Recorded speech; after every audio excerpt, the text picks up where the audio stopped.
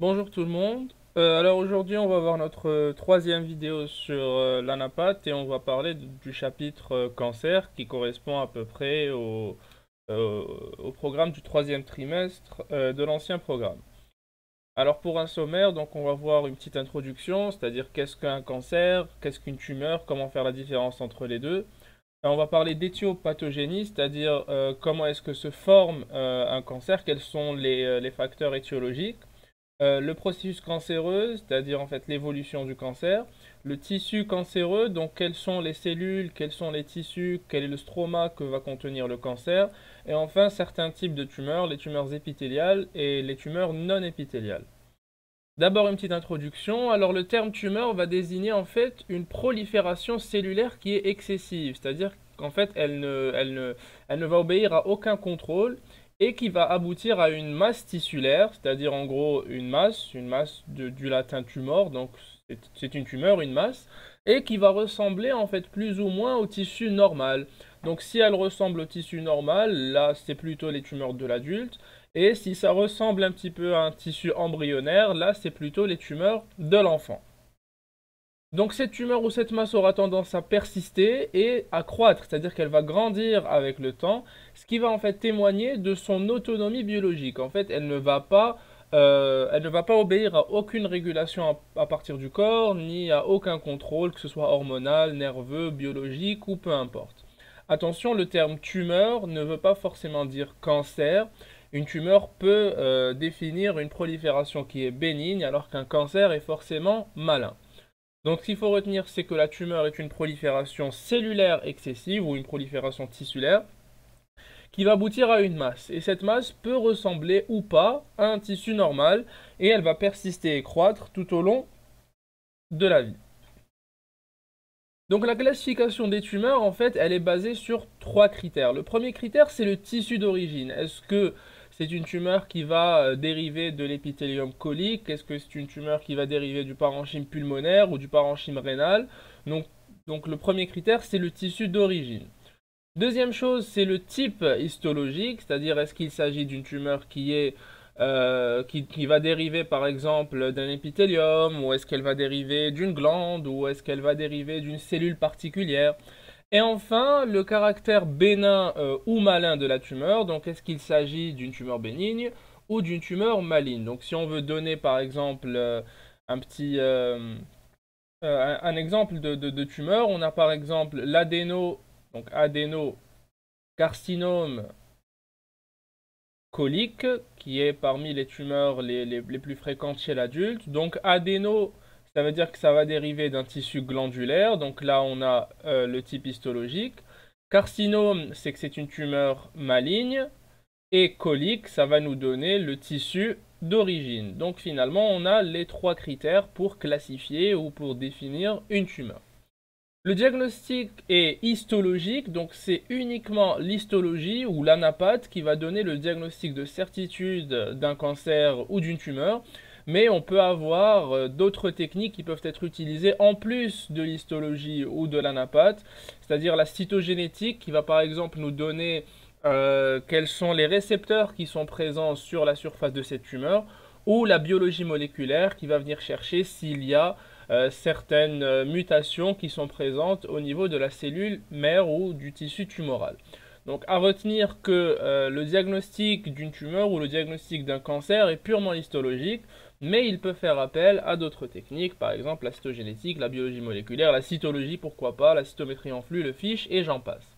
Trois critères pour classifier les tumeurs. D'abord le tissu, le tissu d'origine, donc de quel organe il provient. Le type histologique, est-ce que c'est une glande, un épithélium, une cellule particulière. Et le caractère bénin ou malin de la tumeur. Alors maintenant, comment est-ce que on va dénommer une tumeur? Alors le nom d'une tumeur va comprendre donc une racine qui est en rapport avec la différenciation, c'est-à-dire en gros du type histologique, et un suffixe donc qui est en rapport avec la malignité. L'examen anapath va décrire également le grade histologique, le stade tumoral et ainsi évaluer le pronostic. Alors c'est quoi le grade histologique?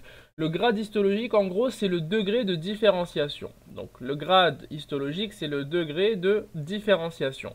Il y a beaucoup de classifications pour décrire le grade histologique. On a par exemple le Bloom-Scarf-Richardson pour le cancer du sein. On a également la classification, je crois, de Gleason pour la prostate. Donc on a vraiment beaucoup de classifications pour décrire les grades histologiques des tumeurs. Chaque type de cancer en fait a son grade histologique, donc pour définir le degré de différenciation de la tumeur. Et le stade tumoral, en fait, le stade tumoral, c'est surtout le stade TNM qu'on utilise le plus souvent, le stade PTNM pour pathology, donc pour anapath. Et le stade PTNM va en gros décrire la dissémination de cette tumeur. Donc, est-ce que c'est une petite tumeur dans sa taille? Est-ce qu'il y a des adénopathies qui sont associées? Et est-ce qu'il y a des métastases à distance? Donc, on va décrire ça un petit peu plus tard. Quels sont les suffixes qu'on peut retrouver? Alors on retrouve le suffixe home qui définit en fait les tumeurs bénignes, les tumeurs bénignes comme par exemple les adénomes ou j'ai pas trouvé d'autres exemples, mais en tout cas on a par exemple l'adénome qui est une tumeur bénigne qui va dériver d'un tissu glandulaire. On a deux exceptions à cette règle. On a le lymphome, tous les types de lymphomes qui sont des tumeurs malignes, donc qui peuvent donner des métastases à distance, et les mélanomes qui sont également des tumeurs malignes très pourvoyeuses de métastases.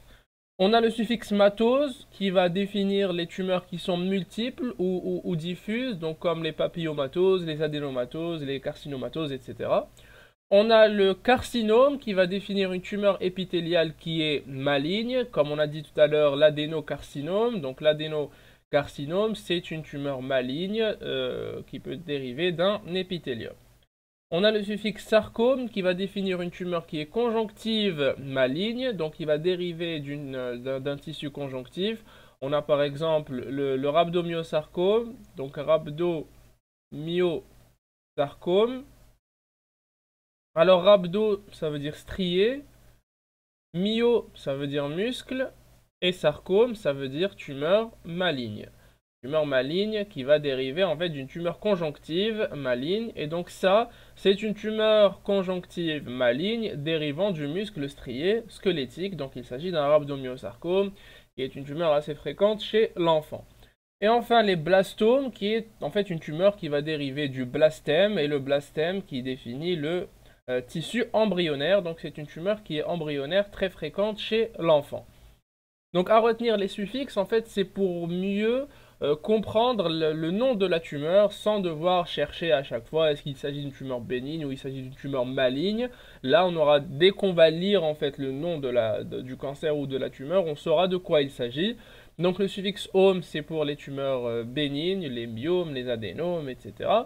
Le suffixe matose, donc c'est pour les tumeurs qui sont multiples ou diffuses, donc comme les papillomatoses ou les sarcomatoses, etc.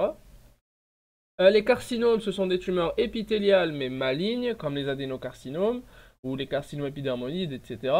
Les sarcomes, ce sont des tumeurs conjonctives malignes. On a donné l'exemple du rhabdomyosarcome. Et enfin, les blastomes, ce sont des tumeurs du blastème, donc les tumeurs du tissu embryonnaire. Alors, quelles sont les différences en fait entre les tumeurs bénignes et les tumeurs malignes? Alors, quand on regarde une coupe anatomopathologique d'une tumeur, on peut facilement savoir s'il s'agit finalement d'une tumeur bénigne ou d'une tumeur maligne selon l'aspect cellulaire et l'aspect tissulaire. Par exemple, dans les tumeurs bénignes, on a souvent une capsule qui va venir limiter la tumeur, alors que dans les cancers ou les tumeurs malignes, on a le plus souvent des cellules qui sont disséminées en dehors de la masse qui est principale, donc de la masse tumorale, et qui vont dépasser en fait la capsule qui sera rompue, et là c'est probablement une tumeur maligne qui est mal limitée. Comme on a dit, les tumeurs bénignes sont encapsulées alors que les tumeurs malignes ne le sont pas. Les tumeurs bénignes sont souvent semblables au tissu d'origine, donc si on a par exemple un polype au niveau du côlon par exemple, là si on fait une étude anapathe de ce polype, on va se rendre compte qu'il va très probablement ressembler à l'épithélium colique classique, alors que s'il s'agit par exemple d'un adénocarcinome du côlon, là il pourrait ressembler au tissu d'origine s'il s'agit d'une tumeur bien différenciée, mais s'il s'agit d'une tumeur qui est très peu différenciée, là, elle sera très peu semblable au tissu d'origine. Dans les tumeurs bénignes, les cellules sont très régulières, donc il n'y a pas vraiment de critères de malignité qu'on va voir tout à l'heure. Alors que dans les tumeurs malignes, les cellules sont très irrégulières, elles auront tendance à être très riches en organites, c'est-à-dire qu'elles seront métaboliquement actives et elles auront tendance à se diviser très rapidement. Les tumeurs bénignes, elles refoulent les tissus mais ne les détruisent pas, c'est-à-dire qu'en gros, si on a une grosse tumeur par exemple au niveau du cerveau, elle va venir refouler le parenchyme cérébral mais elle ne va pas le détruire. Alors que si vous avez une tumeur maligne du cerveau, comme les glioblastomes ou les astrocytomes anaplasiques par exemple, là elle va carrément envahir tout le tissu cérébral et elle va détruire les cellules gliales, les neurones, etc. Les tumeurs bénignes ont très souvent, pas toujours, une croissance qui est lente, alors que les tumeurs malignes sont très souvent à croissance rapide, mais ce n'est pas toujours le cas. Les tumeurs bénignes ne récidivent pas si on va les retirer, donc exérèse égale, disons, retirer la tumeur, c'est ça l'exérèse. Donc après exérèse, les tumeurs bénignes ne vont pas récidiver, alors que les tumeurs malignes, elles sont parfois très difficilement retirables de leur tissu, c'est-à-dire elles vont parfois englober des nerfs ou elles vont englober des vaisseaux qui sont importants. Il y a par exemple les cancers du pancréas ou de l'estomac qui vont englober l'aorte ou l'artère mésentérique par exemple, donc c'est très difficile de les retirer. Et même si on arrive à les retirer, ben, la récidive est possible, c'est-à-dire qu'elles peuvent revenir avec le temps. Les tumeurs bénignes ne donnent jamais de métastases. Dans les tumeurs malignes, les métastases sont possibles, mais elles ne sont pas toujours présentes. Alors les limites de distinction entre une tumeur bénigne et une tumeur maligne sont très floues. Les limites de distinction sont floues. Ça veut dire quoi? Ça veut dire qu'une tumeur bénigne, eh ben, elle peut parfois évoluer vers une tumeur maligne. C'est le cas par exemple de l'adénome colique qui peut évoluer en adénocarcinome colique. Ça arrive dans certaines maladies familiales comme par exemple la polypose adénomateuse familiale où il y a la présence de multiples polypes au niveau du côlon et ces polypes peuvent dégénérer vers un cancer colorectal. C'est le cas par exemple de l'astrocytome cérébral qui peut évoluer vers l'astrocytome anaplasique qui est la forme maligne de l'astrocytome. Donc ça, ce sont des cas qu'il faut connaître. Ce n'est pas toutes les tumeurs bénignes qui vont évoluer vers une tumeur maligne. C'est certaines tumeurs bénignes qui évoluent vers des tumeurs malignes. On a des tumeurs qu'on dit d'agressivité locale, c'est-à-dire que en gros, ils ne vont pas donner de métastases, mais elles peuvent s'infiltrer dans les tissus et elles peuvent comprimer les tissus voisins. C'est le cas par exemple des fibromes, comme les fibromes utérins, ou le cas du méningiome. Alors le méningiome, on dit que c'est une tumeur à malignité locale, c'est-à-dire qu'en gros, sa dangerosité ne réside pas forcément dans la malignité de la tumeur, mais elle va plutôt résider en fait dans sa localisation. Donc si vous avez ici un parenchyme cérébral, vous avez un parenchyme cérébral classique hein, avec la substance grise, etc. Et vous avez un méningiome ici au niveau de la voûte crânienne. Et bien ce méningiome, il peut entraîner un effet de compression, une compression en fait des structures cérébrales ou du parenchyme cérébral, et ça pourrait, dans certains cas, si le méningiome atteint une taille qui est extrêmement grande, ça pourrait entraîner un phénomène d'engagement et donc le décès du patient à cause de l'engagement et non pas à cause de la malignité de la tumeur. Et ça explique en fait l'agressivité ou la malignité locale du méningiome, du vertex ou de la voûte crânienne. On a également des tumeurs à malignité locale, c'est-à-dire en gros c'est une tumeur qui est maligne mais qui ne va pas ou très rarement donner de métastases. C'est le cas par exemple du carcinome basocellulaire. Alors comme on a dit tout à l'heure, carcinome ça veut dire que c'est une tumeur maligne. Le carcinome basocellulaire en fait c'est une tumeur qui va c'est un cancer en gros qui va se créer à partir des cellules basales de l'épiderme, donc de l'épithélium pavimenteux stratifié kératinisé, donc au niveau de ces cellules basales. Ce carcinome basocellulaire, en fait, il ne métastase, pour ainsi dire, jamais. On n'a jamais de métastase du carcinome basocellulaire. Il y a eu, je crois, 3 jusqu'à 6 cas décrits dans la littérature et dans l'histoire de la médecine, mais dans la population générale, il n'y a pas de métastase du carcinome basocellulaire, même s'il s'agit d'une tumeur maligne. Alors vous allez me dire oui, s'il n'y a pas de métastase, alors pourquoi on parle de tumeur maligne? En fait, on parle de tumeur maligne quand il s'agit du carcinome basocellulaire, justement à cause de son architecture cellulaire et de son architecture tissulaire, d'après le tableau qu'on a vu tout à l'heure. On a dit que les métastases étaient possibles, mais c'est pas ça le critère pour parler d'une tumeur maligne, c'est plutôt en fait la structure cellulaire, la structure tissulaire, la différenciation, la limitation, la présence de néovaisseaux, d'un stroma. Donc c'est ça en fait qui va nous définir la malignité tumorale et c'est pas forcément les métastases.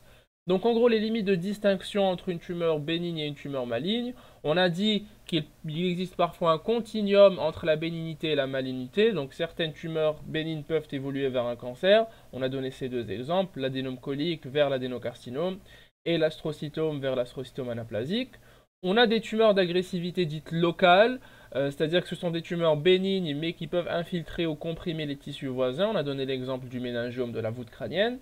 Et des tumeurs à malignité locale, donc ce sont des tumeurs qui sont malignes, mais qui ne donnent pas ou très très rarement de métastases, et on a donné l'exemple du carcinome basocellulaire de la peau.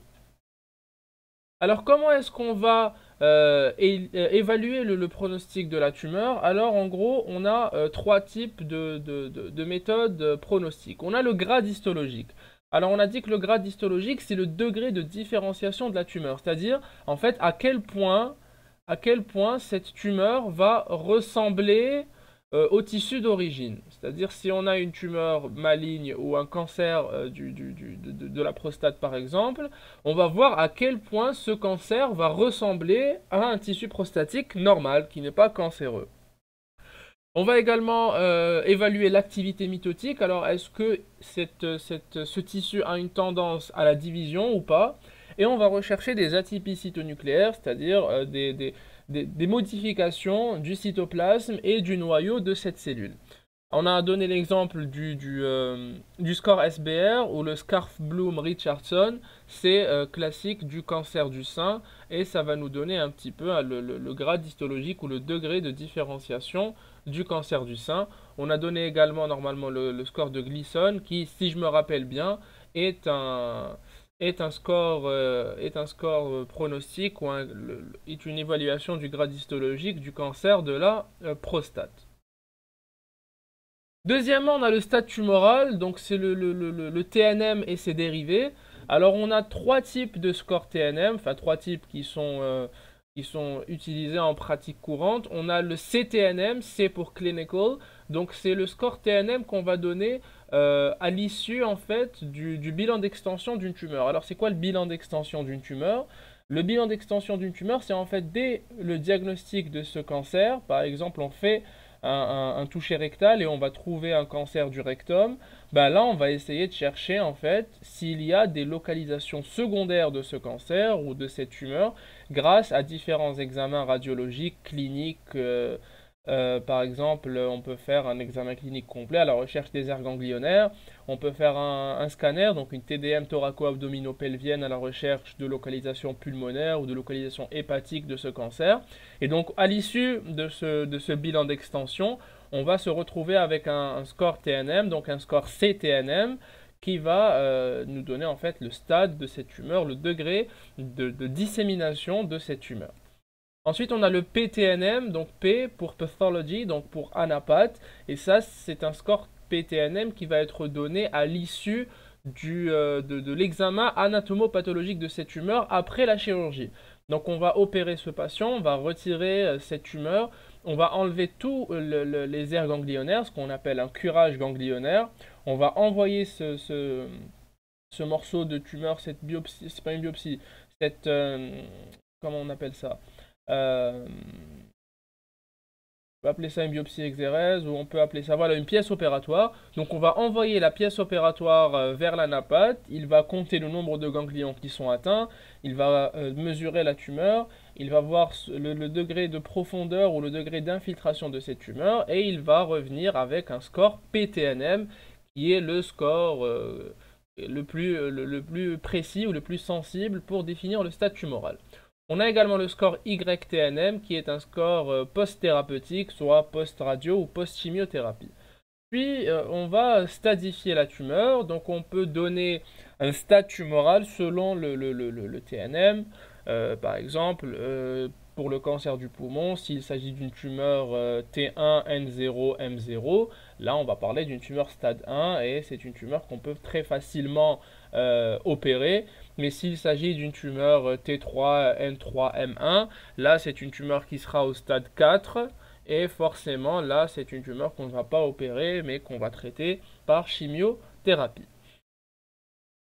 On a également les marqueurs tumoraux qui sont un bon évaluateur pronostic dans certains types de tumeurs. C'est le cas par exemple du cancer du sein. On a dans le cancer du sein plusieurs types histochimiques de cancer du sein. On va rechercher la présence en fait de certains récepteurs. On a par exemple les récepteurs aux œstrogènes, les récepteurs à la progestérone, le récepteur HER2. Alors on va voir un petit peu la présence de ces marqueurs tumoraux au niveau de cette tumeur. Bah, par exemple, si on a tous les récepteurs qui sont négatifs à l'immunohistochimie, ben ça c'est un marqueur de mauvais pronostic. Si on a uniquement le HER2, également c'est un facteur de mauvais pronostic.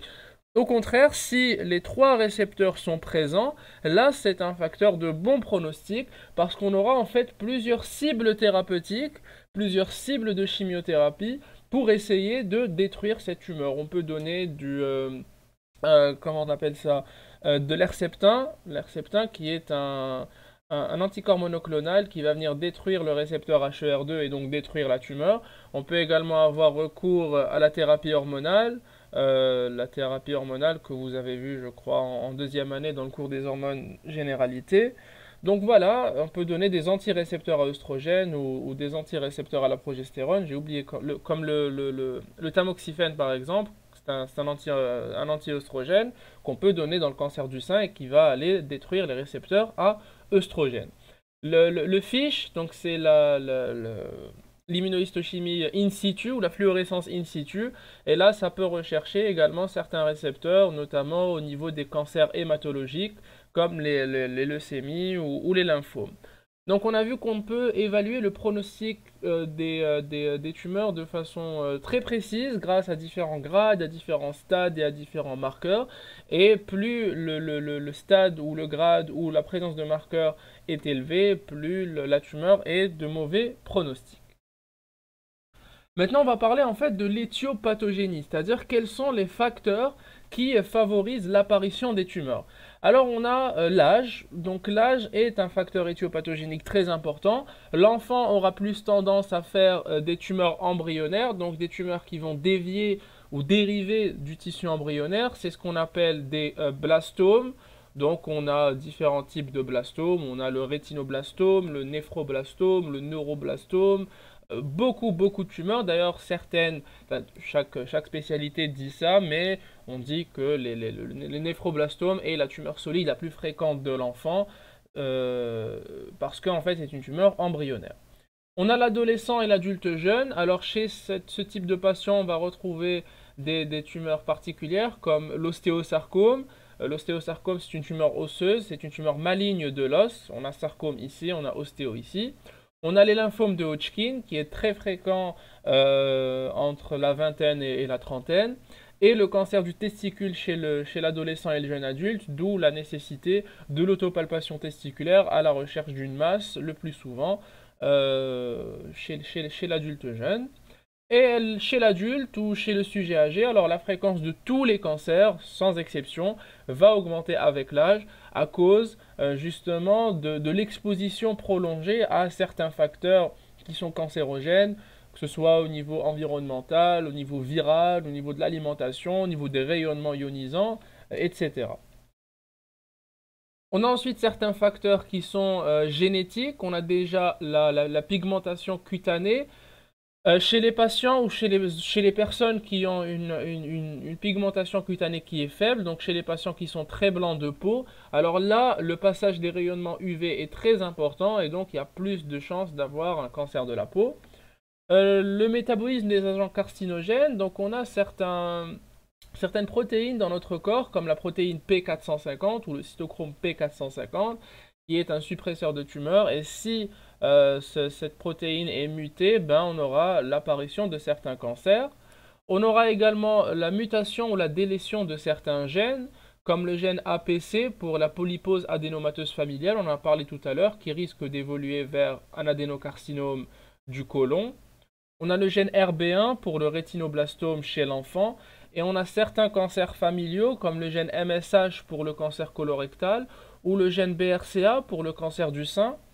Alors vous avez sûrement entendu parler du gène BRCA.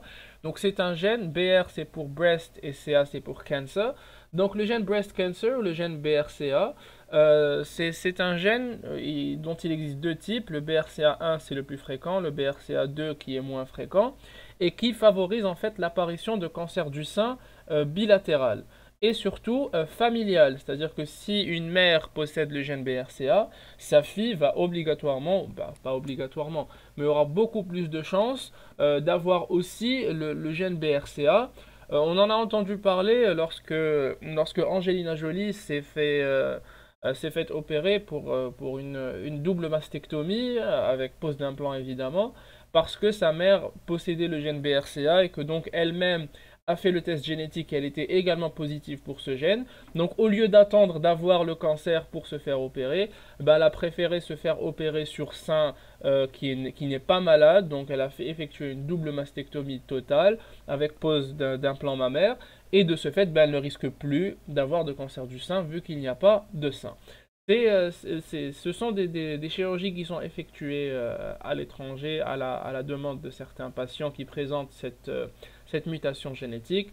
En Algérie, c'est déjà qu'on ne fait pas la recherche du gène BRCA pour tout le monde. Et même si c'était le cas, on ne va pas opérer une femme qui n'a pas de cancer. Surtout que la pose d'implant ici n'est pas de pratique courante. On a également des anomalies, des mécanismes de réparation de l'ADN. C'est le cas du xéroderma pigmentosum. C'est une maladie en fait où il n'y a pas où le patient est très sensible au rayonnement UV, donc on aura l'apparition de double liaison TT, mais on n'a pas le mécanisme qui va venir détruire ou réparer ces doubles liaisons, et donc on aura l'apparition de cette pathologie qui est le xéroderma pigmentosum. On a également le trouble d'ataxie télangiectasie qui est également dû à des anomalies de réparation de l'ADN. On a certaines sensibilités génétiques ou familiales au virus oncogène et notamment à l'EBV qui est le virus Epstein-Barr. Le virus Epstein-Barr ou l'EBV est très connu pour donner plusieurs types de cancers. On a par exemple le lymphome de Hodgkin qui est parfois dû à l'EBV. On a également les lymphomes de Burkitt, qui sont également dus à l'EBV. On a le cancer du cavum ou l'adénocarcinome du cavum qui est également dû à l'Epstein-Barr. Et on a vu récemment que l'Epstein-Barr était associé à certaines maladies auto-immunes. On a vu la dernière étude qui est sortie début 2022 qui disait que l'Epstein-Barr était responsable de la sclérose en plaques ou de la CEP. Donc finalement, et c'est pas tout le monde en fait, c'est pas toute personne qui est infectée par l'Epstein-Barr qui va développer un cancer ou une sclérose en plaques. C'est une sensibilité individuelle, génétique à ce virus qui est potentiellement oncogène. On a également des facteurs hormonaux. Alors l'exemple le plus fréquent, c'est évidemment le cancer du sein. Le cancer du sein chez la femme est connu pour être dû à une imprégnation œstrogénique. Donc les œstrogènes favorisent l'apparition du cancer du sein chez la femme. Chez l'homme, c'est le cancer de la prostate par imprégnation de la dihydrotestostérone. C'est pour ça qu'on va donner certains traitements, notamment le finastéride, lorsqu'on a un adénome de la prostate pour éviter une éventuelle évolution vers un cancer de la prostate, même si ce n'est pas vraiment prouvé encore que l'adénome de la prostate peut évoluer vers un cancer. Ce sont deux pathologies qui ont une éthiopathogénie différente. Donc les facteurs infectieux, on en a parlé, certains virus peuvent donner des cancers. Alors ces virus sont au nombre de 5, enfin de 6 techniquement. On a les virus de l'hépatite, donc l'hépatite B et l'hépatite C peuvent donner ce qu'on appelle le carcinome, donc cancer épithélial malin, hépatocellulaire, donc carcinome hépatocellulaire, c'est le cancer du foie. On a l'HPV, donc the Human Papillomavirus, qui est connu pour donner le cancer du col de l'utérus ainsi que le cancer de l'anus chez l'homme. Donc c'est pas uniquement les femmes qui peuvent être atteintes par l'HPV. Chez nous, le cancer de l'utérus, je pense que c'est le deuxième cancer gynécologique après le cancer du sein, ce qui est énorme dans un pays comme le nôtre. Le BV, l'Epstein-Barr virus, on a dit que ça pouvait donner des adénocarcinomes du cavum, ça pouvait donner des lymphomes de Burkitt, de Hodgkin, etc. L'HHV8, qui peut donner le sarcome de Kaposi s'il est associé bien évidemment à une infection HIV, donc au virus d'immunodéficience humaine. HHV8, c'est Human Herpes virus 8, donc c'est un herpès virus, il fait partie de la famille des herpès virus, vous allez voir ça en microbiologie.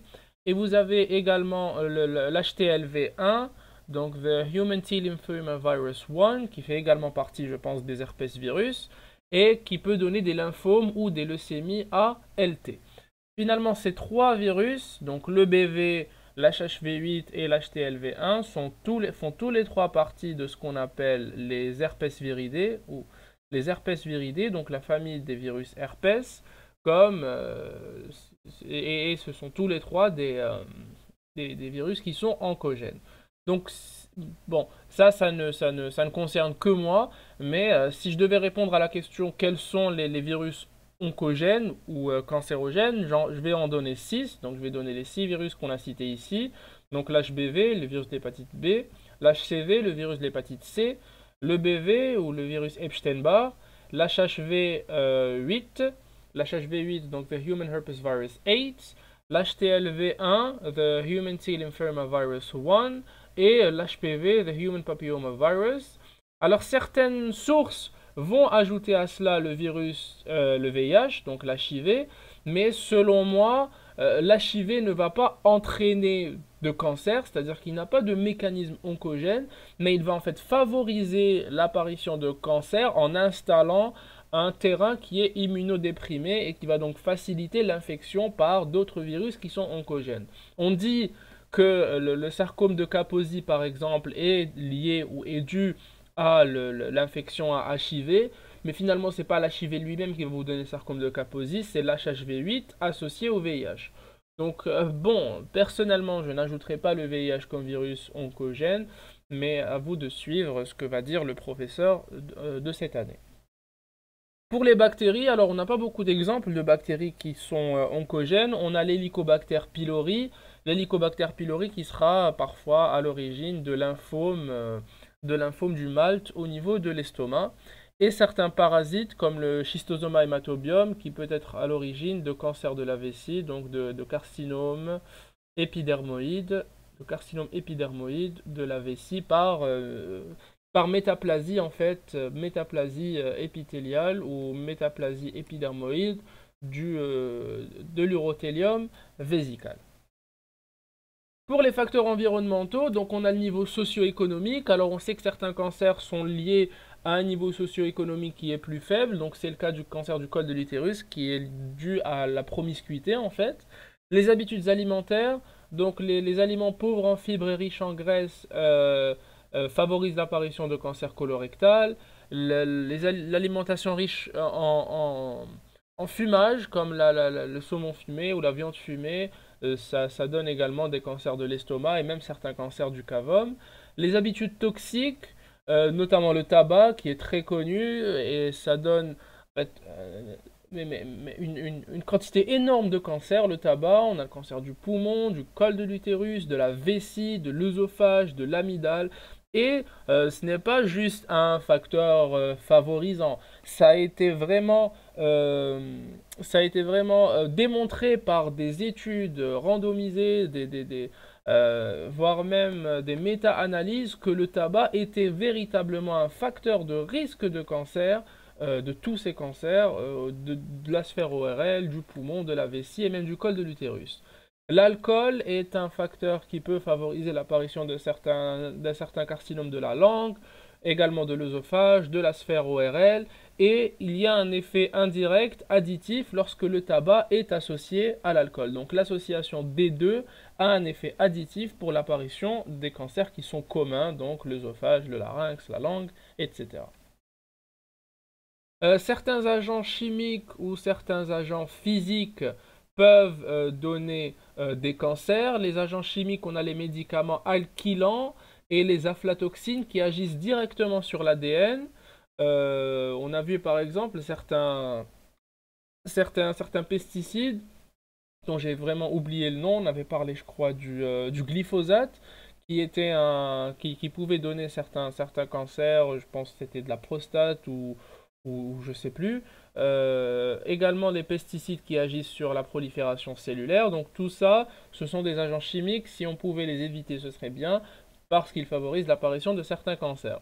Les agents physiques comme les radiations ionisantes qui peuvent donner tout type de cancer selon en fait la partie du corps qui a été le plus en contact ou exposée à ce genre de radiations ionisantes. Mais il y a en fait certaines parties du corps qui sont plus sensibles aux radiations ionisantes.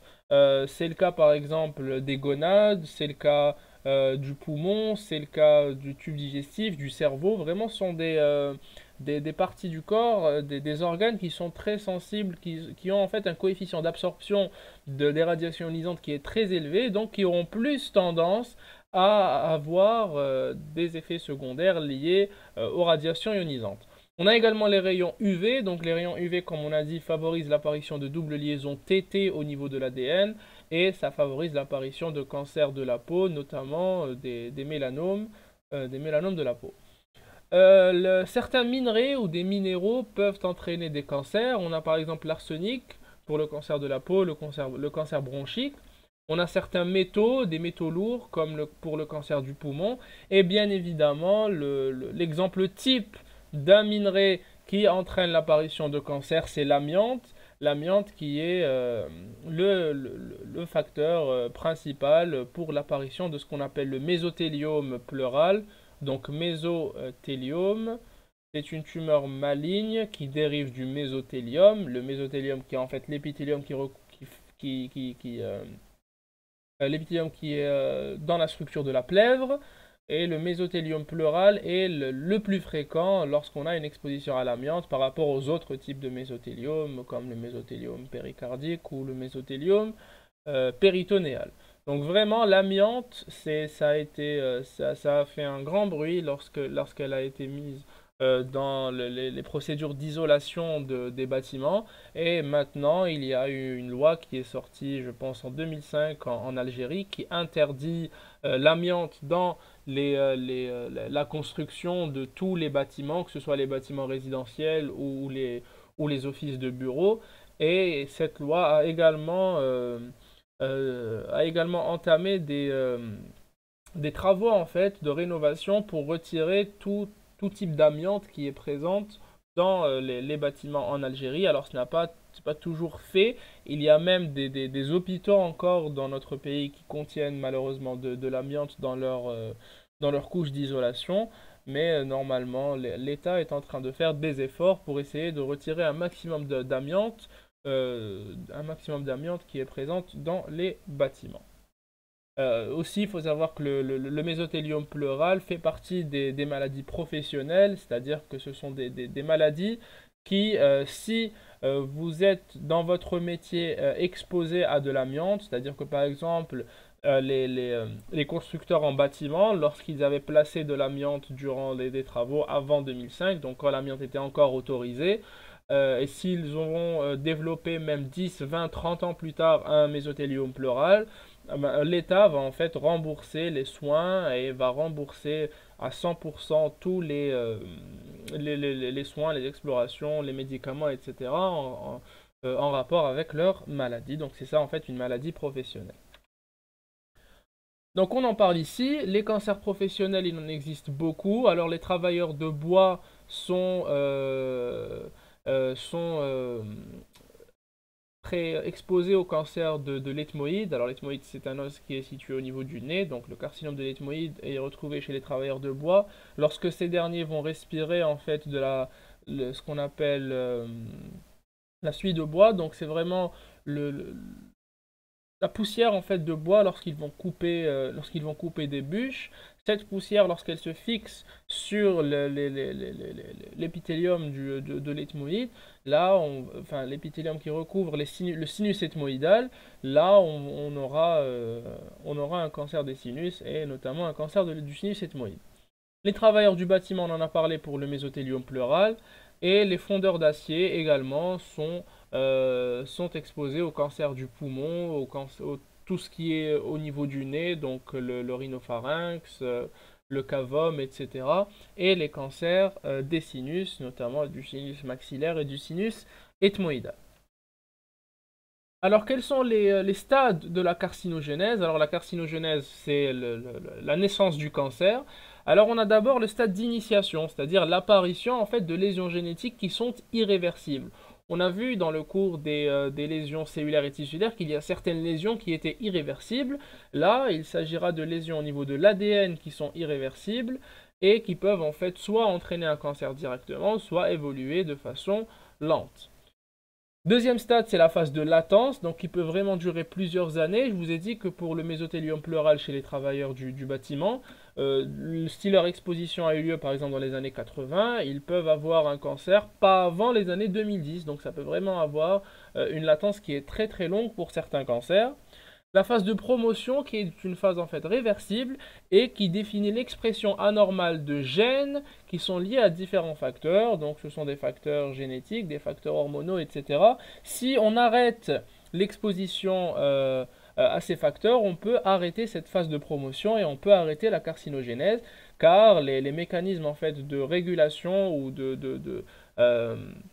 pas vraiment de régulation, mais les mécanismes de réparation de l'ADN peuvent entrer en jeu pour éviter l'apparition d'un cancer. Et enfin, la phase de progression qui fait suite à la phase de promotion. Et là, il s'agit en fait d'une phase qui est irréversible et il y aura des altérations génétiques majeures, une instabilité du chromosome et c'est de là qu'on va arriver à un index mitotique, c'est-à-dire à une fréquence de mitose qui est tellement élevée qu'elle va échapper à tout contrôle génétique, hormonal ou nerveux. Alors, quelles sont les cibles moléculaires du cancer? Alors, on a les proto-oncogènes. Les proto-oncogènes, en fait, ce sont des tumeurs qui, si elles sont activées, elles vont entraîner l'apparition d'un cancer. Donc, ce sont des oncogènes. Alors, ce sont des proto-oncogènes. Alors, vous savez, quand on dit proto, ça veut dire que c'est une forme qui est inactive, comme on dit pré ou pro, par exemple. Donc, les proto-oncogènes sont techniquement inactifs. Lorsqu'ils sont activés, ils vont se transformer en oncogènes, ils vont se surexprimer et ils vont proliférer. Alors ils vont entraîner la prolifération cellulaire, c'est le cas par exemple du gène CMYC, du gène CERAS, du gène CRAS, du gène RET pour le rétinoblastome, etc. Et se propager, non, mais ils vont euh, disons qu'ils auront un mécanisme de génétique, ils vont oh, j'ai oublié le nom. En tout cas, ils vont se transmettre, voilà. Ils vont se transmettre à la future génération. Donc, un parent va transmettre ce gène à son enfant par un mécanisme autosomique dominant. C'est-à-dire que, voilà, vous avez un parent qui est sain, un parent qui est malade, pardon, et un parent qui est sain. Bah, tous leurs enfants, en fait, seront malades parce que lui, il a le gène malade. Donc il va le transmettre à tous ses enfants. Bien sûr, s'il s'agit d'un homozygote, par exemple. D'accord? Donc là, ils seront tous malades. Donc ça, c'est un mécanisme autosomique dominant. S'il n'est pas homozygote, s'il est donc hétérozygote, ben là, ça va dépendre. Donc il pourra soit donner il y aura 50% de chances qu'il s'agisse d'un enfant malade et 50% de chances qu'il s'agisse d'un enfant complètement sain. Et donc on aura des hétérozygotes toujours dans la génération suivante. Donc ça, c'est un mécanisme autosomique dominant. Pour les gènes suppresseurs de tumeurs, en fait, lorsque ces gènes suppresseurs de tumeurs, en fait, ils sont toujours là comme mécanisme de réparation de l'ADN, c'est-à-dire qu'ils vont en fait éviter l'apparition de cancer. S'ils sont mutés, bah, ils ne vont plus réparer l'ADN et donc on aura une prolifération cellulaire qui sera en dehors de tout contrôle. On a par exemple le gène RB pour le rétinoblastome, le gène P53 pour certains cancers du poumon ou de l'estomac. On a le gène WT1 pour la tumeur de Wilms, donc pour le néphroblastome, je pense. Le gène NF3 pour la neurofibromatose. Le gène APC pour la polypose adénomateuse familiale colique. Et ils se transmettent par un mécanisme autosomique récessif. Autosomique récessif, donc ça veut dire que pour que quelqu'un soit malade, il faut qu'il soit obligatoirement, homozygote. On ne peut pas avoir d'hétérozygote qui est malade. Et, et donc pour qu'il puisse transmettre la maladie, il faut que forcément qu'il y ait deux personnes qui soient porteurs du gène, qu'ils soient homo ou hétérozygotes, et donc on aura 25% de chances d'avoir un enfant malade, 25% de chances d'avoir un enfant sain, et 50% de chances d'avoir un enfant qui soit porteur sain. Pour les contrôleurs de l'apoptose, alors ils ne sont pas très fréquents. On a le gène BCL2, on a le gène P53, on a le gène MYC, qui peuvent être soit activés, soit inhibés, et qui vont entraîner en fait une inhibition de l'apoptose et donc l'accumulation de cellules. Un gène proto-oncogène peut être en même temps contrôleur de l'apoptose, et un gène suppresseur de tumeur peut être également contrôleur de l'apoptose. Alors on va voir maintenant le processus cancéreux, donc comment est-ce que va se former un cancer. Alors le processus de formation d'un cancer va passer par 4 phases. On a la phase d'état précancéreux, donc il s'agit en fait d'une modification tissulaire qui n'est pas un cancer, mais qui est un lit ou un facteur favorisant de l'apparition du cancer. Ensuite, on a la phase initiale. On a la phase initiale où on a l'apparition des toutes premières cellules tumorales. On a la phase locale, donc c'est-à-dire avant l'extension locale de la tumeur, avant le stade de métastase. Et enfin la phase générale où on aura passage de cellules tumorales dans la circulation générale et l'apparition de localisation secondaire ou de métastase. Alors c'est quoi les états précancéreux? Ce sont des états cliniques. Donc c'est vrai, véritablement, on retrouve ça à l'examen clinique ou à l'examen ANAPAT, qui sont associés à un risque élevé de survenue de cancer et donc permettent en fait de dépister ou de déterminer les populations à risque de cancer. Donc par exemple chez les patients atteints de polypose colique ou de polypose adénomateuse familiale par mutation du gène APC, ces personnes-là sont prédisposées à faire des cancers, à faire des adénocarcinomes du côlon, et donc ils vont bénéficier d'un dépistage du cancer qui est plus fréquent que de la population générale. Chez les patients qui présentent un xéroderma pigmentosum par déficit en fait des mécanismes de réparation de l'ADN, alors eux sont plus à risque de développer des mélanomes ou des carcinomes spinocellulaires, et aussi ils vont subir un dépistage plus fréquent que la population générale. On a également tout type de dysplasie épithéliale, comme les dysplasies de haut grade pour le cancer colorectal, pour les cancers également du col de l'utérus, les dysplasies œsophagiennes pour le cancer du bas œsophage. Donc tout type de dysplasie, on en a parlé dans le cours des lésions cellulaires et des lésions tissulaires. On a dit qu'il existe un continuum entre métaplasie, entre dysplasie de bas grade, dysplasie de haut grade, carcinome in situ et finalement l'apparition d'un cancer. Donc tout ça, c'est un continuum qui va évoluer de la métaplasie vers le cancer. Et quand on arrive au stade de dysplasie de bas grade, là on est dans un état qui est dit précancéreux. Alors la phase initiale, donc ça c'est vraiment les dysplasies. C'est la modification de l'architecture tissulaire et de l'architecture cellulaire avec l'apparition d'anomalies cytonucléaires. C'est-à-dire qu'en gros, ce sont des anomalies du cytoplasme et du noyau qui sont très différentes de la structure normale d'une cellule. Et là, on aura la formation de néoplasies intraépithéliales qu'on appelle les NIE. Donc, néoplasie intraépithéliale, c'est la nouvelle dénomination, la nouvelle définition des dysplasies. On a d'abord les néoplasies intraépithéliales de stade 1, qui définit en fait la dysplasie de bas grade, et les néoplasies intraépithéliales stade 2 et stade 3, qui vont en fait définir les dysplasies de haut grade. Donc on a changé un petit peu la définition, on est passé de dysplasie de bas grade de dysplasie de bas grade à NIE stade 1 et de dysplasie de haut grade à NIE stade 2 et stade 3. L'évolution vers le carcinome in situ, c'est-à-dire qu'en gros c'est un cancer qui est limité à l'épithélium et qui n'a pas encore franchi la lame basale et donc il ne va pas pour le moment donner de métastase.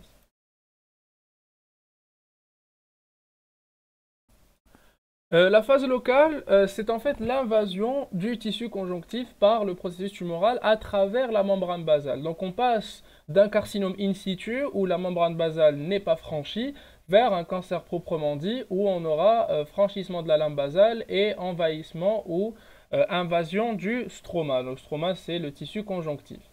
À ce moment-là, il y aura formation par le corps, par l'hôte en fait, d'un stroma tumoral avec angiogénèse, c'est-à-dire apparition de néovaisseaux qui vont être nécessaires ou qui vont être obligatoires pour la croissance de cette tumeur. Donc c'est elle qui va sécréter des facteurs de croissance, notamment des VEGF, donc Vascular Epithelial Growth Factors, pour la formation de néovaisseaux, et c'est ce qu'on appelle l'angiogénèse. La tumeur va également dégrader la matrice extracellulaire par des protéases pour permettre un petit peu sa progression au sein du stroma, et les cellules vont migrer vers des localisations préférentielles.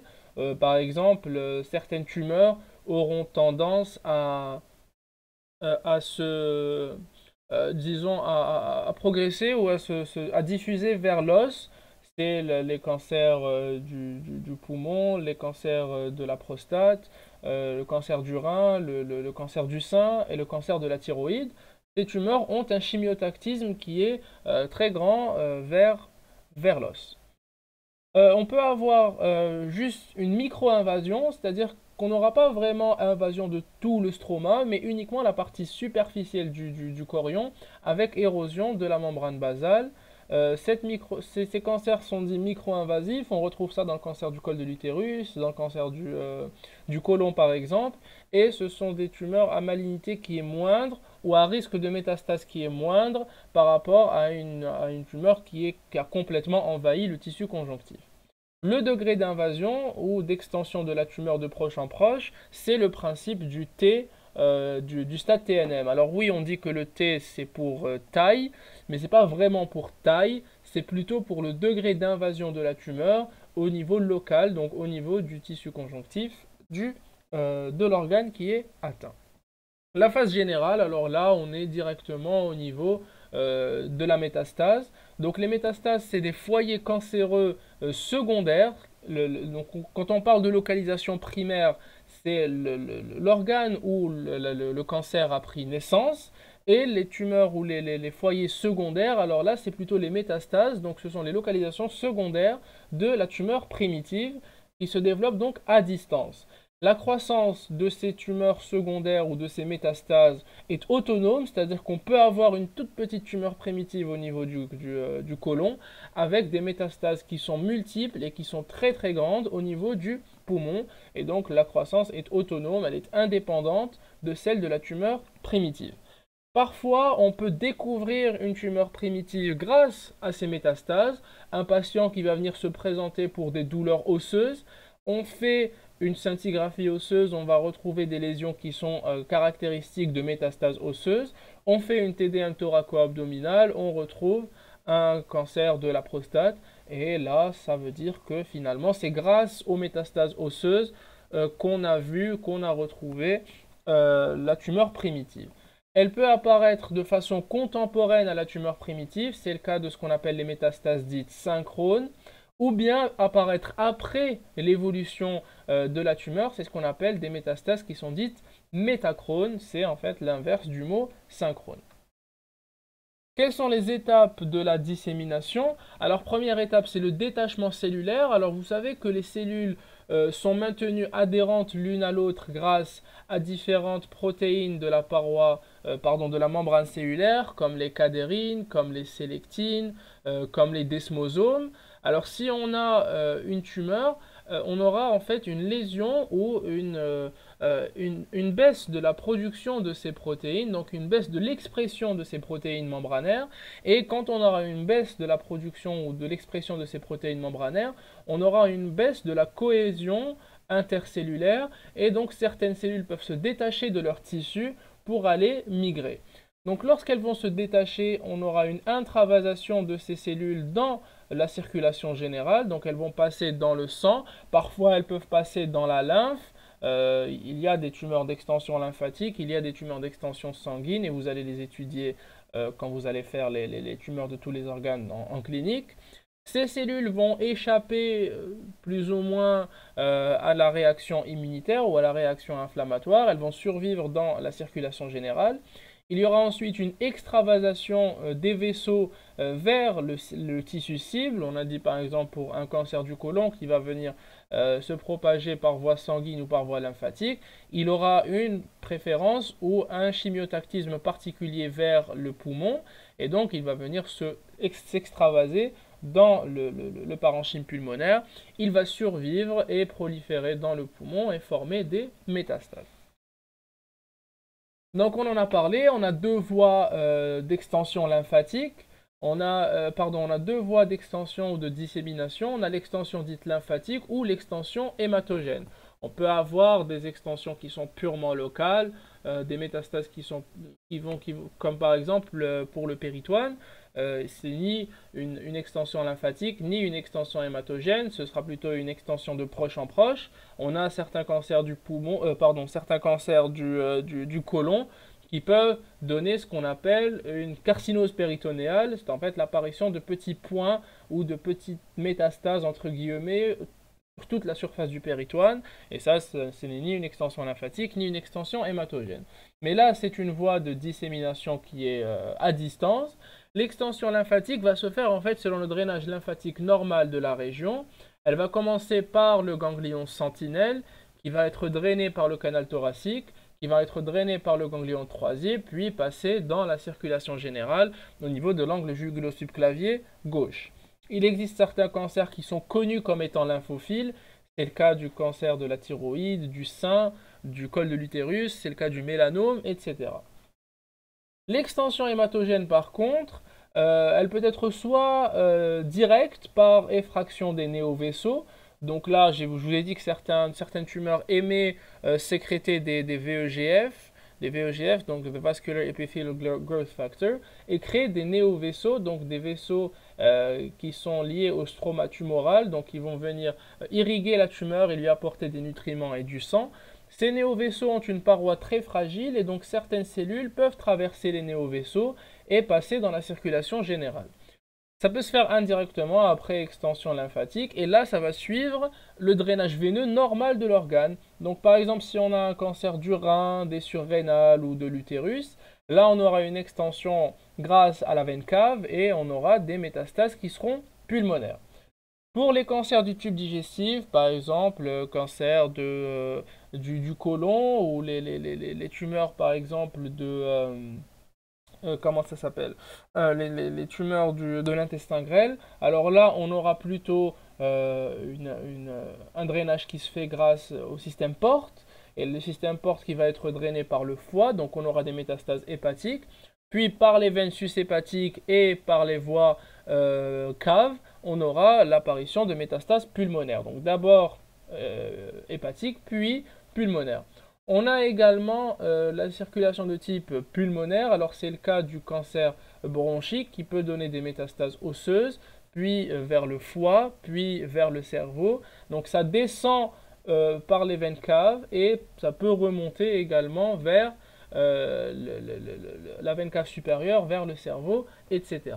Alors les cancers qui sont lymphophiles, on les caractérise par le moyen mnémotechnique PQRST, donc P pour le poumon, Q, sans donner de détails, c'est pour la prostate. R, c'est pour le rein. S, c'est pour le sein. Et T, c'est pour la thyroïde. Donc ça, c'est un moyen mnémotechnique pour retenir tous les cancers qui sont ostéophiles, donc qui donnent plus de métastases osseuses. On va entamer rapidement le tissu cancéreux. Donc là, on va voir un petit peu comment, sur le plan histologique, se caractérise un cancer. Donc le cancer est formé de deux composantes, un petit peu comme n'importe quel organe finalement. On a d'abord les cellules cancéreuses qui ont des propriétés morphologiques différentes, plus ou moins différentes selon le degré de différenciation des cellules normales. Et on a le stroma tumoral qui est le tissu conjonctif nourricier, attention, qui provient de l'hôte et non pas de la tumeur. Donc c'est l'hôte, c'est le corps humain qui va fabriquer un stroma, un tissu conjonctif nourricier pour la tumeur. Donc deux composantes, les cellules cancéreuses qui vont être utilisées pour décrire le type de tumeur et le stroma tumoral qui va venir nourrir cette tumeur ou ce cancer. Les cellules cancéreuses, en fait, elles ont certaines caractéristiques structurales, donc on a des modifications nucléaires, des modifications nucléolaires, des modifications cytoplasmiques et des modifications membranaires. On va les voir rapidement. Donc, au niveau des cellules cancéreuses, on commence par les modifications dites nucléaires. On aura déjà augmentation du nombre de mitoses, donc c'est ce qu'on appelle l'index mitotique qui sera très élevé. On aura une anisocariose, c'est-à-dire que certaines cellules auront un petit noyau, d'autres auront un grand noyau. On aura une hyperchromasie, c'est-à-dire que le noyau sera très coloré, très basophile par rapport à une cellule normale. Modification du karyotype, donc on peut avoir des cellules qui n'auront pas 46 XY, mais qui auront par exemple 47, voire 48 chromosomes. Et l'augmentation du rapport nucléocytoplasmique, c'est-à-dire que finalement le noyau sera très grand par rapport au volume total de la cellule. Et tout ça, ce sont des modifications qui sont très caractéristiques des cellules cancéreuses, notamment si on doit en retenir deux, c'est l'anisocariose, plutôt trois, l'anisocariose, l'augmentation de l'index mitotique et l'augmentation du rapport nucléocytoplasmique. Si vous voyez ces trois éléments dans un QCM, il s'agit très probablement d'une cellule qui est cancéreuse, d'une cellule qui est maligne. Les modifications du nucléole, donc on aura des nucléoles qui sont très augmentés de taille, qui vont prendre un grand volume au niveau du noyau et qui sont inapparents, quasiment absents dans les cancers qui sont indifférenciés, donc dans les cancers de type embryonnaire. Pour les modifications cytoplasmiques, donc on aura une anisocytose, c'est-à-dire que certaines cellules auront beaucoup de cytoplasme, certaines cellules auront très peu de cytoplasme. Donc anisocytose, comme le mot par exemple anisocariose, vous allez voir le préfixe an. An c'est le A privatif, donc absence. Iso c'est pour ressemblance ou pareil, donc iso, donc aniso ça veut dire absence de ressemblance. Cytose c'est pour cytoplasme et cariose, donc cariose c'est pour le noyau, et donc ce sont des noyaux qui ne se ressemblent pas ou des cellules qui ne se ressemblent pas. On a des cellules qui sont pauvres en cytoplasme, donc on a dit que le rapport nucléocytoplasmique était élevé, donc le noyau est grand et le cytoplasme est petit. Le cytosquelette par contre il est conservé et on aura la présence d'inclusions cytoplasmiques. Donc les inclusions cytoplasmiques, c'est-à-dire qu'à l'intérieur des cellules, on aura certaines bulles, comment on appelle ça,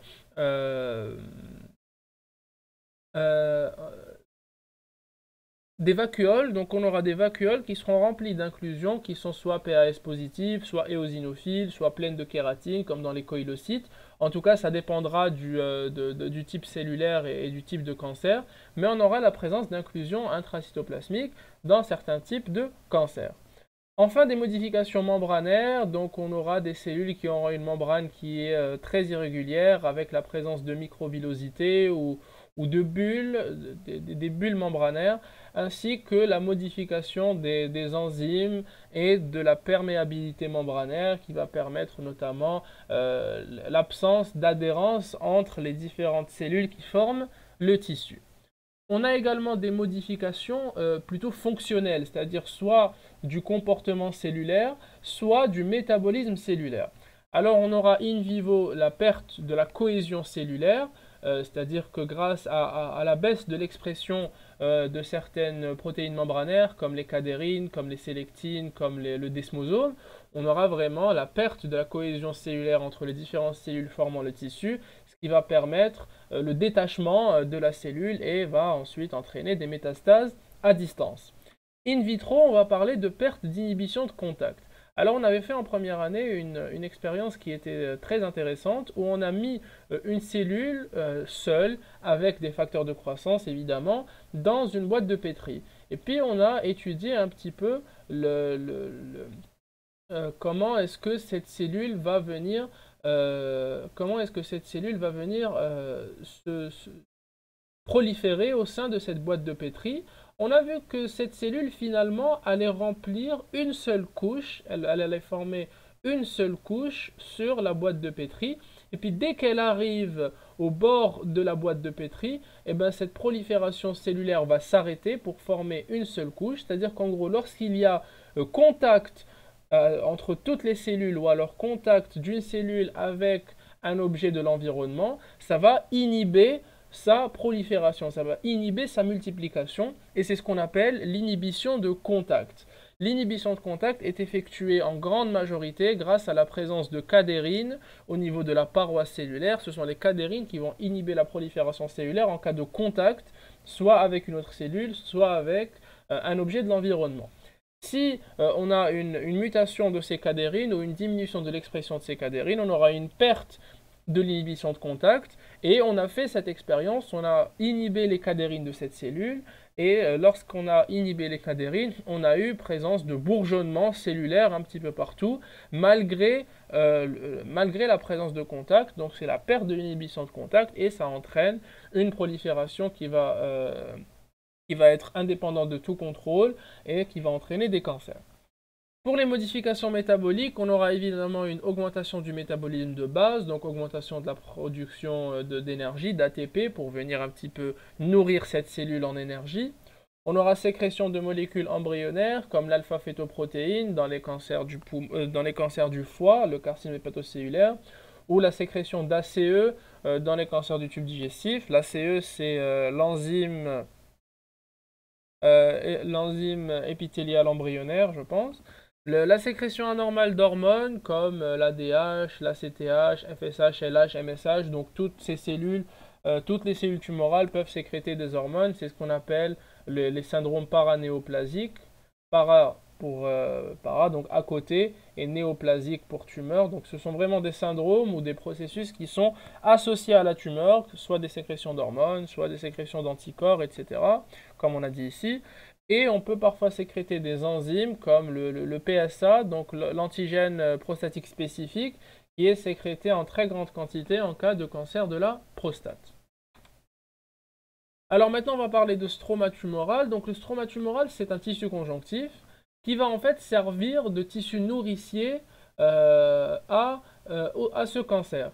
C'est un tissu qui va appartenir à l'hôte, c'est-à-dire que c'est l'homme, c'est l'organisme qui va sécréter en fait ce tissu conjonctif, ce stroma, pour nourrir sa propre tumeur.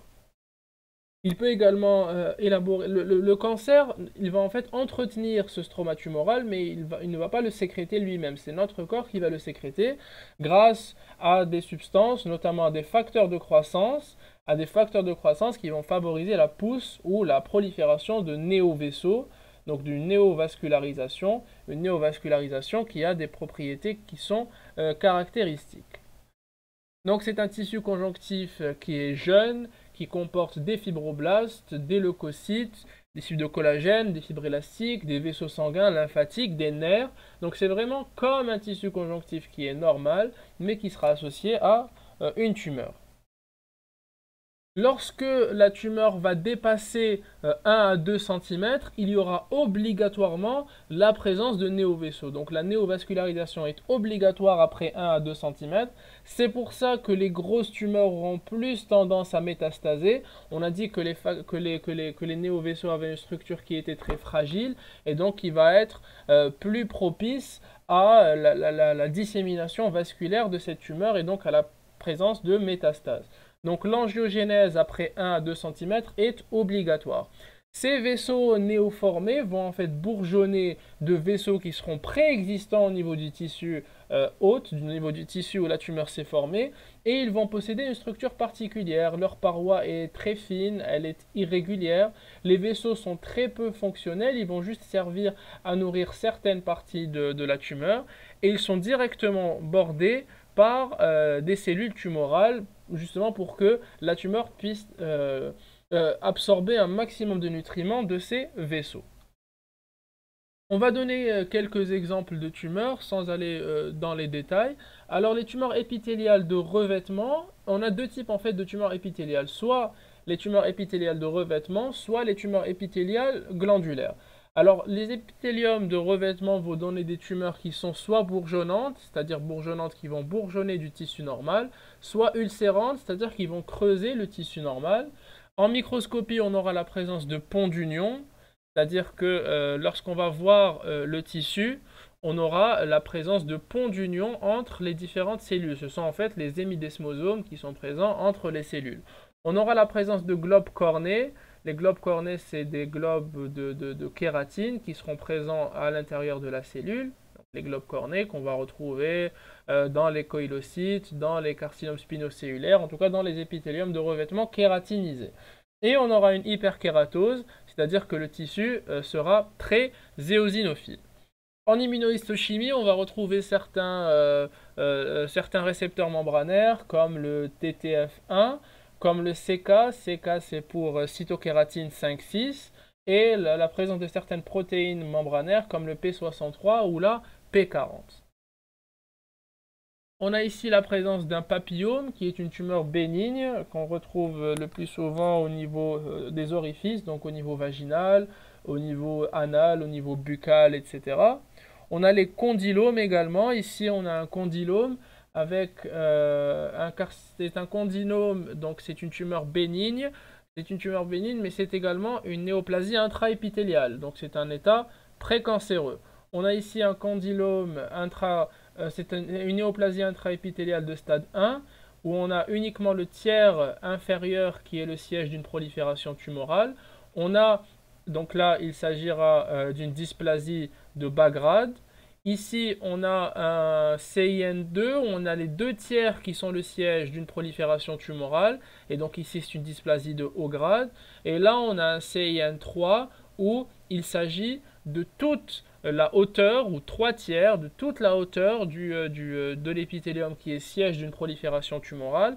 Ici, il s'agit d'une dysplasie de haut grade ou d'un carcinome in situ. Voici des globes cornés, donc vous voyez qu'il s'agit en fait d'un cœur kératinisé en forme de globe, ce sont des globes de kératine, et là on aura l'hyperkératose qui est le siège d'une hyperéosinophilie. Là, c'est un carcinome basocellulaire. C'est une tumeur qui va apparaître surtout au niveau des régions qui sont exposées au soleil. Donc, c'est une tumeur ici qui va être limitée au stroma ou au tissu conjonctif, mais qui ne va pas franchir la lame basale et donc qui ne va pas donner de métastase. Vous voyez ici également la présence d'un globe corné caractéristique et d'une hyperkératose, donc d'une hyperéosinophilie. Là, on a un carcinome épidermoïde. Ici, c'est un carcinome épidermoïde du conduit auditif externe qui a probablement fistulisé à la peau. Là, c'est un carcinome épidermoïde du col de l'utérus. Là, c'est un carcinome épidermoïde probablement de localisation bronchique. Et ici, c'est une tumeur donc maligne qui va probablement donner des métastases. Voici un carcinome épidermoïde qui est vu en microscopie. Alors vous voyez ici l'hyperéosinophilie qui est signe d'une hyperkératose. Alors tout ce que je suis en train d'entourer, c'est le cancer. Vous voyez la présence de différents globes cornés. Donc vraiment, lorsqu'on voit ce genre d'image, c'est très caractéristique et on peut facilement reconnaître le type de tumeur. On a également ici un globe corné. Vous voyez que les noyaux sont très gros. On a une augmentation du rapport nucléo-cytoplasmique. On a certaines cellules qui sont petites, d'autres qui sont grosses. C'est ce qu'on a dit, on parle d'anisocytose et d'anisocariose. Donc toutes les caractéristiques qu'on a vues tout à l'heure sont retrouvées lorsqu'on voit une coupe histologique. Les tumeurs épithéliales de type glandulaire, alors c'est la même chose, ce sont des tumeurs qui sont bourgeonnantes ou ulcérantes. En microscopie, on a une architecture qui peut être soit tubulaire, soit papillaire. Alors c'est quoi la différence? Alors une architecture tubulaire, une architecture d'abord papillaire, c'est qui ressemble à une papille, donc il y aura à peu près cette forme-là. Une architecture tubulaire, on va voir en fait des tubules, donc on aura en coupe la formation de tubes avec une paroi plus ou moins épaisse. Également la présence de cellules en bague à chatons. Alors si vous vous rappelez, la première fois qu'on a entendu le mot bague à chatons, c'était en cours d'anatomie lorsqu'on parlait du cartilage cricoïde. Cartilage cricoïde qui est situé juste en dessous du cartilage thyroïde et qui a également une forme de bague à chatons. C'est à peu près une bague à chatons postérieure, c'est à peu près cette forme-là lorsqu'on a parlé du larynx. C'est quoi un chaton? En fait, le chaton, c'est la partie de la bague où on va mettre une pierre précieuse. Donc, peu importe la pierre, c'est ça le chaton. Les cellules en bague à chaton, elles sont vues en microscopie optique comme une cellule avec une inclusion qui prendra plus ou moins la majorité du volume de la cellule et avec un noyau qui est excentré, qui est très périphérique et ça nous donnera, ça ressemble un petit peu à une bague avec une pierre précieuse à son extrémité. Donc ce sont les cellules à bague à chaton qui sont caractéristiques donc des tumeurs épithéliales glandulaires et notamment des adénocarcinomes. Ils sont également retrouvés dans certaines linites gastriques. Les linites gastriques, ce sont des adénocarcinomes qui sont disséminés ou dans les carcinomes à petites cellules du poumon. En immunohistochimie, c'est surtout on aura également la présence de grains de sécrétion qui sont parfois PAS positifs, notamment dans les adénocarcinomes qui sécrètent du mucus. En immunohistochimie, c'est la présence d'un marqueur qui est le TTF1, marqueur assez caractéristique des tumeurs glandulaires. Alors ici, on a un adénome, donc c'est une tumeur qui est maligne. Comme vous le voyez ici, on a une architecture qui est plutôt tubulaire avec la présence de tubules. Ça, je pense que c'est un adénome tubuleux colique, donc du côlon. Là, on a un adénocarcinome colique. Toujours, c'est un adénocarcinome à structure qui est tubuleuse. Donc vous voyez ici en coupe, on a des tubules, on n'a pas des papilles. On a augmentation de l'index du rapport nucléocytoplasmique. On n'a pas vraiment de cellules en bague à chaton, en tout cas j'arrive pas à les voir. Et on a à l'intérieur certaines inclusions, des sécrétions de mucus. Et également j'arrive pas vraiment à voir. Il n'y a pas de coloration PAS ici, c'est uniquement de l'hématéinéosine. Là, on a un carcinome urothélial. Donc, les tumeurs urothéliales, l'urothélium, c'est un épithélium pavimenteux pseudo-stratifié. Un épithélium pavimenteux pseudo-stratifié qui présente également un cuticule. C'est ce qu'on appelle également un carcinome qui est dit, un épithélium qui est dit transitionnel, c'est la même chose, c'est comme urothélial, ou paramalpigien, c'est la même chose aussi, c'est comme urothélial, et donc c'est un tissu, ce sont des tumeurs qui sont retrouvées au niveau des voies excrétrices. Ça, c'est une tumeur de la jonction urétéro-vésicale, qui fait partie des tumeurs des voies excrétrices supérieures. Les tumeurs non épithéliales, donc on a les tumeurs mésenchymateuses. Les tumeurs mésenchymateuses sont des tumeurs qui dérivent du mésenchyme. Donc soit les tumeurs du tissu conjonctif, on a le fibrome, la tumeur bénigne, le fibrosarcome, c'est la tumeur maligne. Les tumeurs musculaires lisses, alors les tumeurs mésenchymateuses, ce sont les tumeurs qui vont prendre le suffixe sarcome quand il s'agit de tumeurs malignes, alors que les tumeurs épithéliales, elles prenaient le suffixe carcinome quand il s'agit de tumeurs malignes. Le tissu musculaire lisse, alors on a les léiomyomes et les léiomyosarcomes. Donc léiomyo, c'est pour muscle lisse, et donc léiomyosarcome, c'est une tumeur du muscle lisse qui est maligne. On a parlé tout à l'heure du rhabdomyosarcome. Donc rhabdo, c'est pour strié, myo, c'est pour muscle, et sarcome pour tumeur maligne mésenchymateuse. Pareil ici, on a le rhabdomyome, qui est une tumeur bénigne. Pour le tissu cartilagineux, on a chondrome et chondrosarcome. pour le tissu osseux, on a ostéome et ostéosarcome. Donc vraiment le nom est très facile à deviner. D'autres tumeurs mésenchymateuses pour le tissu adipeux, donc on a le lipome et le liposarcome. Pour les tumeurs vasculaires, on a les angiomes et les angiosarcomes. Et pour le tissu mésothélial, donc on a uniquement le mésothéliome qui est de base une tumeur qui est maligne, donc c'est un cancer.